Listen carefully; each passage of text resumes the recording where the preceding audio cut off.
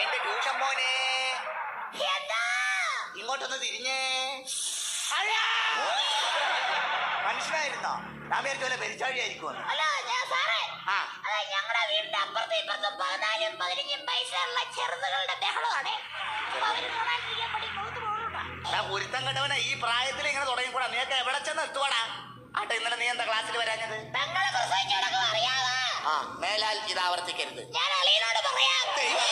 ഇതാ പറഞ്ഞ നിന്നെ പഠിപ്പിച്ചിട്ട് ഒരു കാര്യമില്ലെന്ന്. ഇന്നലെ നമ്മൾ ഇംഗ്ലീഷ് പഠിച്ചില്ലേ? ഇംഗ്ലീഷിൽ എത്ര അക്ഷരമുണ്ട്? 65. എത്ര പറയാ? ഇംഗ്ലീഷിലാകെ 26 അക്ഷരമേ ഉള്ളൂ. മനസ്സിലായോ? അതിൽ ഇഷ്ടപ്പെട്ട ഒരു അക്ഷരം മോൻ പറഞ്ഞേ.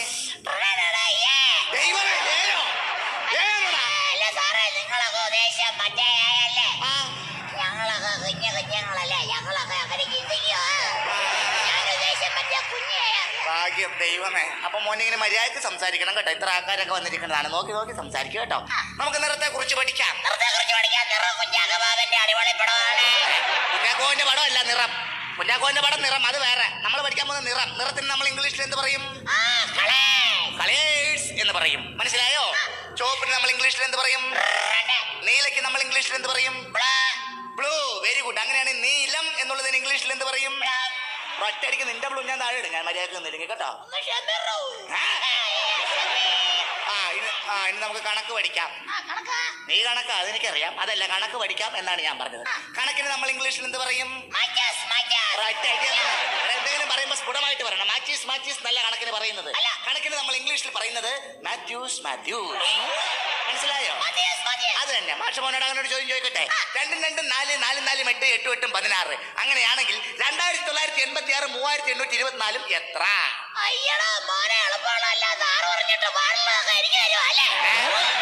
കണക്ക് വേണ്ട, കണക്ക് വിട്ടേക്കാം കേട്ടാ. ഇനി നമുക്ക് പഠിക്കാനുള്ളത് സയൻസ്. സയൻസ്, ജീവശാസ്ത്രം. അത് തന്നെ. ഈ മഴ ഉണ്ടാവുന്നത് എങ്ങനെയാണ്? ഈ മഴ ഉണ്ടാകുന്ന മഴവെള്ളം എടുത്ത് ഫ്രിഡ്ജിൽ വെച്ച് നല്ല മഴ ഉണ്ടാക്കണതല്ല ചോദിച്ചത്. മഴ ഉണ്ടാകുന്നത് എങ്ങനെയാണ്? അതായത് ഒരു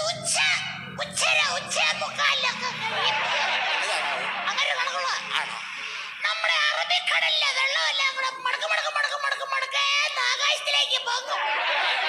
എന്നിട്ട് കുറെ എണ്ണം കോട്ടയം വഴി പെരുമ്പാവൂര് കയറി അടിമാലി ചെന്ന് ഓരോ ചായയൊക്കെ കുടിച്ച് ഒരു സീസർ വെള്ളമൊക്കെ വലിക്ക് വെടിയും പറഞ്ഞ് തൊടയും പറഞ്ഞ് എത്രയാണ് പറയുന്നത് സാറേ? അങ്ങനെയാ മഴ ഉണ്ടാകുന്നത് അറിയാതെ. അങ്ങനെയാണ് മഴ ഉണ്ടാവണതല്ലേ? ഈ കണക്കിന് മഴ ഉണ്ടായാൽ നിന്റെ കാര്യം പോക്ക.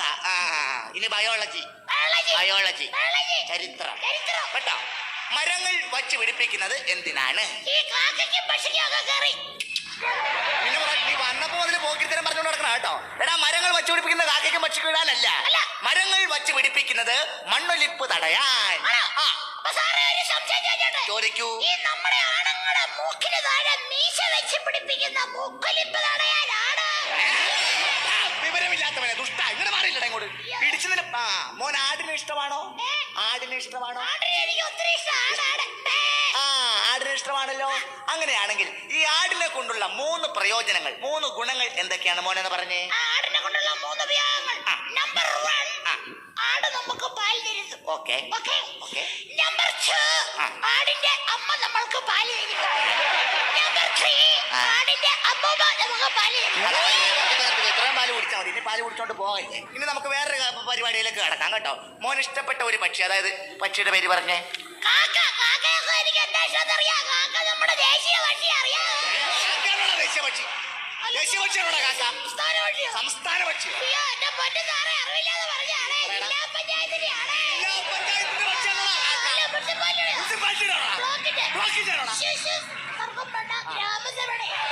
ഗ്രാമസഭയുടെ പക്ഷിയാണ് കാക്ക. മനസ്സിലായല്ലോ? അങ്ങനെയാണെങ്കിൽ ഈ കാക്കയെ കുറിച്ച് മോൻ 5 വാക്യങ്ങൾ പറഞ്ഞേ. 2 കണ്ണുണ്ട്, 2 കണ്ണുണ്ട്, 2 കാലുണ്ട്, പിന്നെ നീണ്ട ഒരു ശുണ്ടുണ്ട്. പറയുമ്പോ വാക്കുകൾ കേൾക്കരുത്. ശുണ്ടല്ല, കാക്കയ്ക്ക് നീണ്ട ഒരു സ്കുണ്ടുണ്ട്. അതെ. പിന്നെ നീണ്ട ഒരു വാലുണ്ട്. വാലുണ്ട്.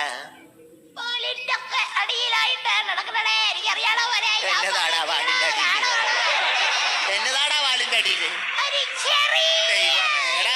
മര്യാദക്ക് സംസാരിക്കാൻ എന്നതാണോ വാലിന്റെ ഒരു കുഞ്ഞൊരു കുഞ്ഞൊരു എന്തെന്നാടാ ഒരു ചെറിയൊരു തൂവലുണ്ടോ?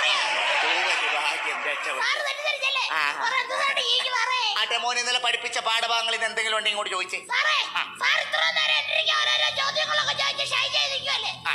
ഞാൻ സാറിനോട് ഒരു ചോദ്യം ചോദിക്കണ്ടേ? ആ. സാറിന് എഴുതാവോ? നീ ചോദിക്കണ എന്ത് ഞാൻ നിസ്സാരമായിട്ട് എഴുതി കളയും. എഴുതാം. ആ പേരെ കൊണ്ടാ സത്യം. സത്യം. എഴുതിയില്ലെങ്കിൽ? ഈ എഴുതിയാൻ എനിക്ക് പറ്റിയില്ലെങ്കിൽ ഈ പണി ഈ നിമിഷം ഞാൻ രാജിവെച്ച് പുറത്തു പോകും. സത്യം. സത്യം. എന്നെ കൊതിപ്പിക്കല്ലേ? ഇല്ല, ഇല്ല. എഴുതിക്കോ. ഒരു കാളവണ്ടിക്കാരൻ ഒരു കാളവണ്ടിക്കാരൻ കാളയുമായി കോട്ടയത്ത് നിന്നും പത്തനാപുരത്തേക്ക് പോവുകയായിരുന്നു. പോവുകയായിരുന്നു. വഴിയിൽ വച്ച് കാള കളവ് തിരിയാൻ പ്രയാസപ്പെട്ടു. അപ്പോ കാളവണ്ടിക്കാരൻ കാളയോട് "ദാ കാളേ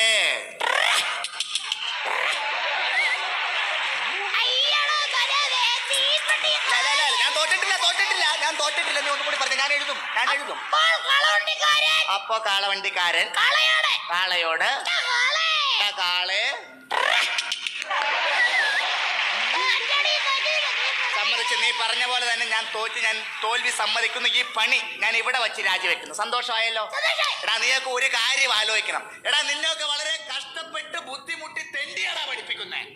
എന്തറിയാവുന്നത്? വളരെ കഷ്ടപ്പെട്ട് ബുദ്ധിമുട്ടി